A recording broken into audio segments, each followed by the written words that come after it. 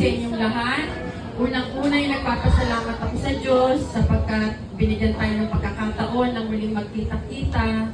Bagamat may mga kanya-kanya kayong dapat asikasuhin at puntahan, pinaunlakan niyo yung aming imbitasyon. Nagpapasalamat ako sa Diyos sa lahat ng biyaya ng buhay at kalusugan na patuloy niyang ipinagkakaloob sa bawat isa sa atin. Salamat sa pagkakataong ito na binigay niyo para tayo magkita-kita at muling magkakamustahan at magkasama-sama sa munting tanghalian. Salamat din sa aking mga magulang na humubog sa amin.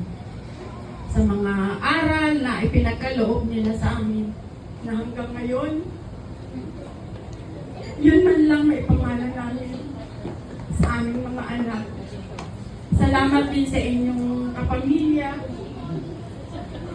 na patuloy na gumagabay na bahagi ng buhay namin. Dalangin ko rin sa Diyos na sana marami pa kaming matulungan at muli pa tayo magkasama-sama. Maging ligtas kayo sa inyong mga pag-uwi at maraming salamat sa pagkakataong pinagkaloob ninyo na magkita-kita tayo. Yun lang po at maraming salamat sa inyong lahat.